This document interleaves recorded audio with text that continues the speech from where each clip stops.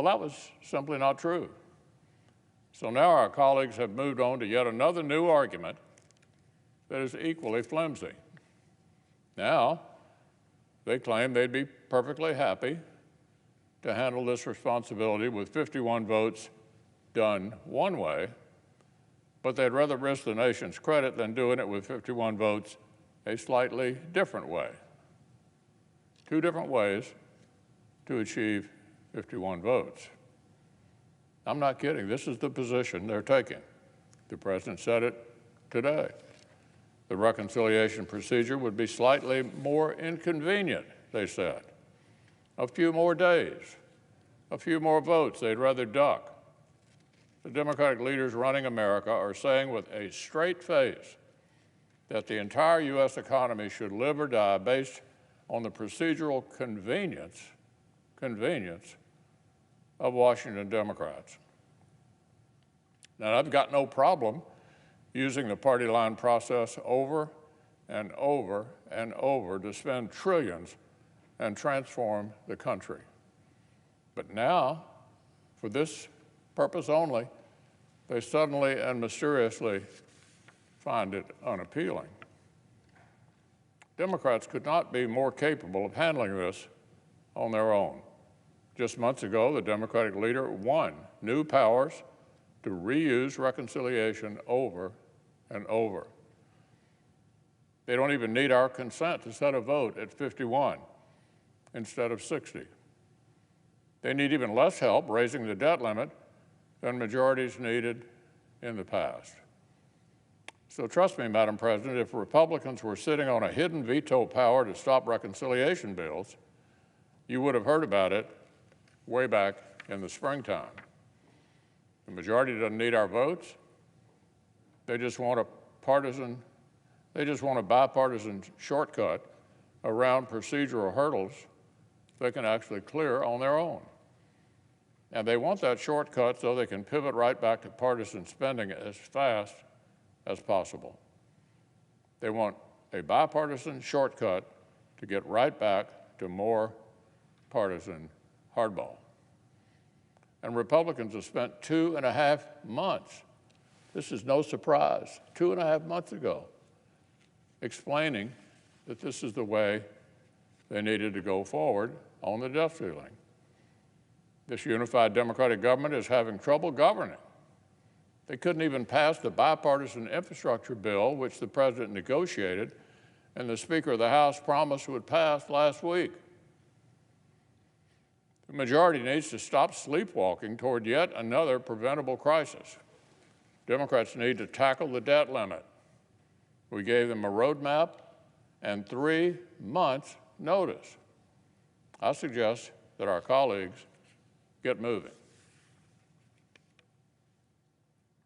Now, on an obviously related matter, speaking of Democrats' reckless taxing and spending, this unified government is behind closed doors brainstorming ways to make inflation even more painful for American families. Their next reckless taxing and spending spree is packed with radical left-wing policies and the biggest tax hike on the American people in half a century. So far, the bill is more than 2,400 pages long, but it can be summarized in just 4 words: hurts families and helps China. Hurts families and helps China.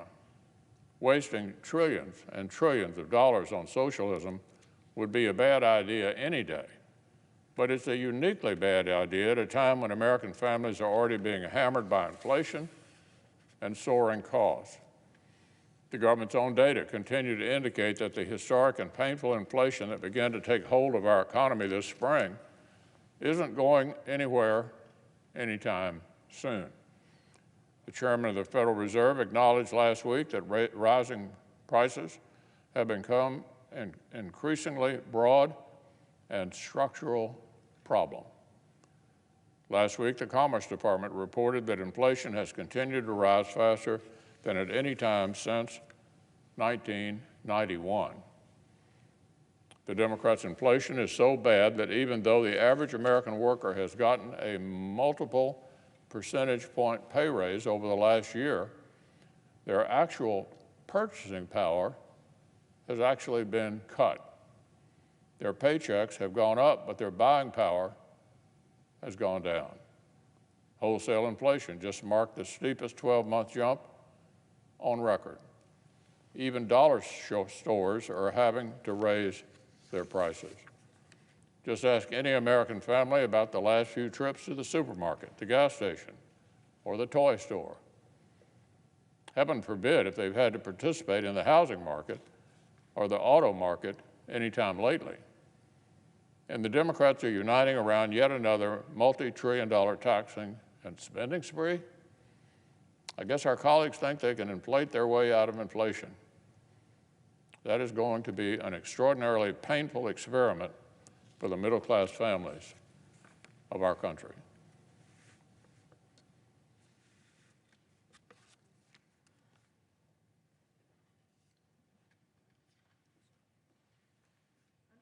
Order, the leadership time is reserved. Morning business is closed. Under the previous order, the Senate will resume consideration of the House message to accompany S-1301, which the court will report. House message to accompany S-1301, an act to provide for the publication by the Secretary of Health and Human Services of physical activity recommendations for Americans. Madam President, Senator from Illinois. ask consent to speak of morning business. Without objection.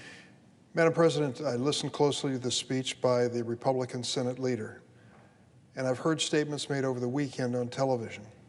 And I think this is a moment where we might consider just a minute or two on Senate 101, so there's an understanding of where we are and why we are at this place. There are 100 members of the Senate. Currently, there are 50 Democrats and 50 Republicans. Under the ordinary course of business, which has become extraordinary in this chamber, a majority rules. So 51 votes will pass an amendment or a bill in most cases. However, there's a creature in the Senate known as a filibuster. And the filibuster requires that 60 votes be found in order to prevail on a motion or a measure. The filibuster raises the requirement from a simple majority to 60 votes. The senator from Kentucky knows that as well as I do. He's been here longer than I have. That filibuster makes all the difference in the world. So to argue the Democrats have a majority, why don't they just take this majority and do their business, is to ignore the obvious. What the Republicans have decided to do is, for the first time, perhaps ever, I don't want to say that without checking the record for sure, but certainly in modern history, to require that when we pass the debt ceiling, we need to have 60 votes on the floor of the Senate. Well, it's no great revelation that with 50 Democrats, we would need 10 Republicans, and the Senate Republican leader has made it clear he ain't giving us a vote, not one. And so we've come to a standstill. We're 2 weeks away from a default. For the first time in the history of the United States, that we would default on our debt. It's as if America had a big home and a big mortgage and decided one month not to pay on the mortgage.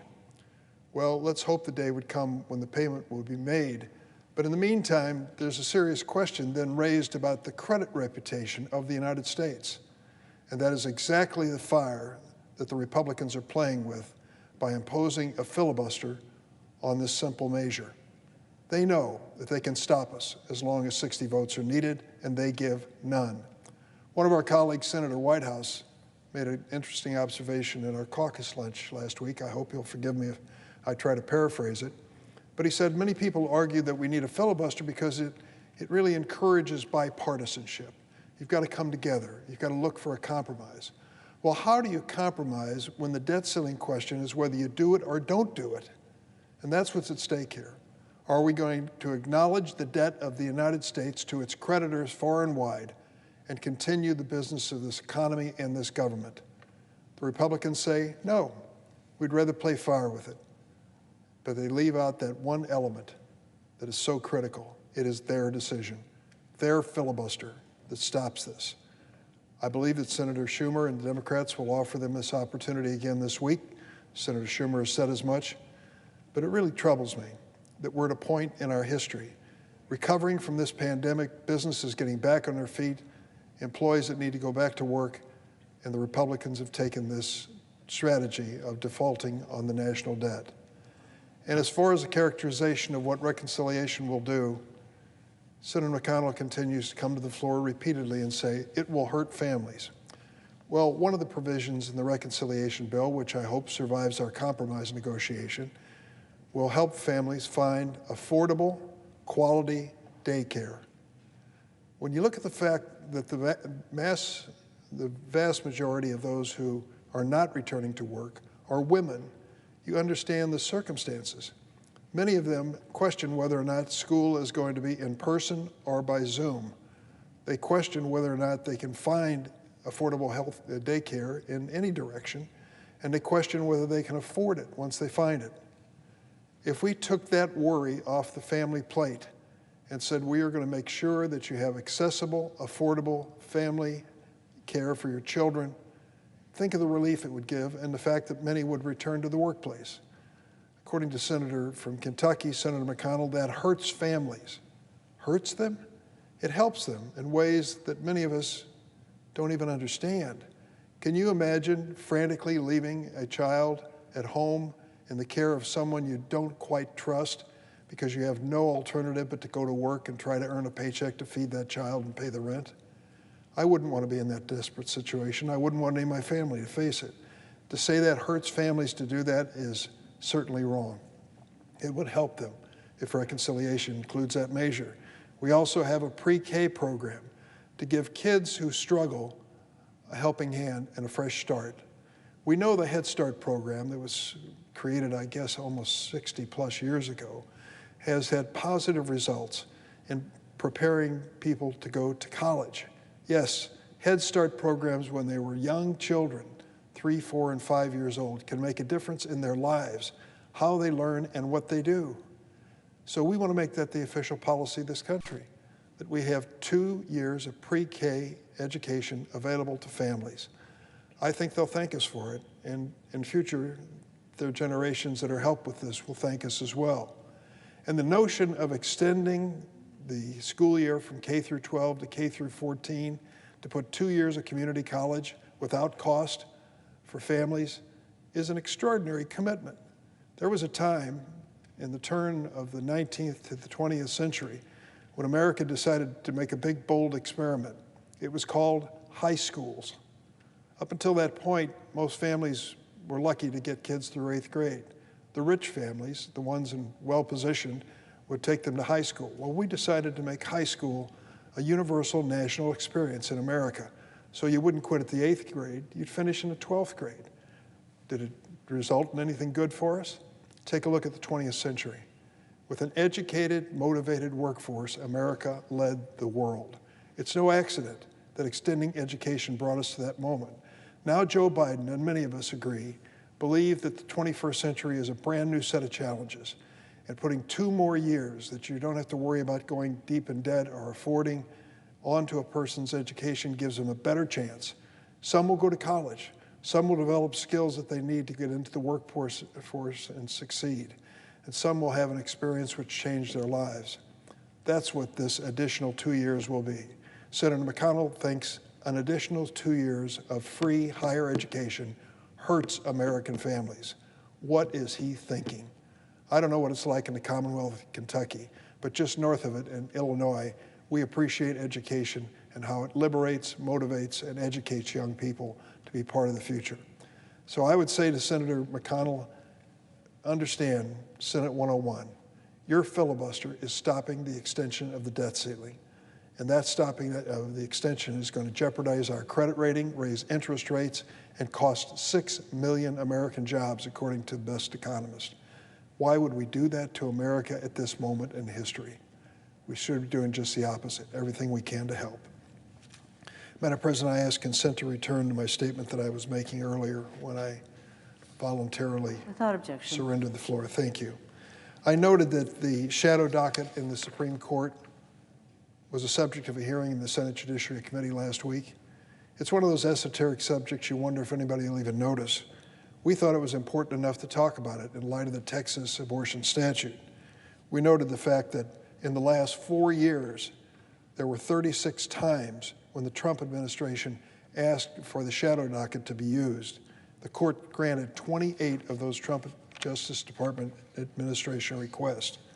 In the previous years, under George W. Bush and Barack Obama, 16 years, 8 requests, 4 were granted. 4 versus 36. You can tell that something is happening in the court. The day after our hearing, someone happened to notice. That person was Justice Samuel Alito. He made headlines for a speech he gave at Notre Dame Law School, criticizing lawmakers, I suppose that's myself and the presiding officer, journalists and scholars who raised concern about the court's use of a shadow docket. There doesn't appear to be a publicly available transcript or full recording of the speech given by Justice Alito. So I ask unanimous consent to enter into the congressional record an article from the Hill newspaper entitled, quote, "Alito bristles over criticism of Supreme Court shadow docket." Without objection. Thank you. In a speech, Justice Alito reportedly zeroed in on our Senate Judiciary Committee hearing last week and criticized one of the experts who testified, University of Texas law professor Steve Vladeck. He also reportedly criticized an article by a respected journalist who writes about the court frequently for a major magazine.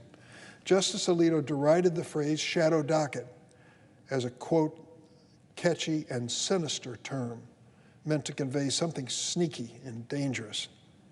In fact, the phrase shadow docket was coined by a University of Chicago law professor, William Bode, who incidentally clerked for Chief Justice Roberts and has spoken more than 30 times at Federalist Society events. Justice Alito dismissed concerns about the shadow docket. He said, "The media and political talk about the shadow docket is not serious criticism." What he failed to mention, however, is that some of the strongest warnings about the court's changing use of the shadow docket have come not from politicians like ourselves or journalists, but from Justice Alito's colleagues on the court. Our hearing in the Judiciary Committee highlighted how Justices Kagan, Sotomayor, Breyer, and even Chief Justice Roberts sounded the alarm about the Supreme Court's shadow docket ruling on the Texas abortion ban. Justice Sotomayor said of the court's shadow docket decision on the Texas law, and I quote, "The court's order is stunning, presented with an application to enjoin a flagrantly unconstitutional law engineered to prohibit women from exercising their constitutional rights and evade judicial scrutiny. A majority of justices have opted to bury their heads in the sand." Quote from Justice Sotomayor. How about Justice Kagan? Expressed alarm that the court's shadow docket decision-making, quote, "every day becomes more unreasoned, inconsistent, and impossible to defend." The justices made it clear that the court's shadow docket handling of SB 8 in Texas raises urgent concerns that American people should be aware of. That's why we had the hearing. For example, Chief Justice Roberts noted that Texas has now created, quote, "a model for action," in his words, showing how states can undermine constitutional rights by using that bounty hunter example enforcement scheme that avoids judicial scrutiny thanks to the shadow docket. Lawmakers in a number of states are eyeing this procedure to try to copycat Texas's enforcement model. That ought to trouble anyone who cares about our Constitution. With its order on the Texas abortion ban, the court's majority has also shown its willingness to use the shadow docket to allow flagrantly unconstitutional laws, in the words of Justice Sotomayor, to take effect, at least when the laws align with the majority's ideological beliefs.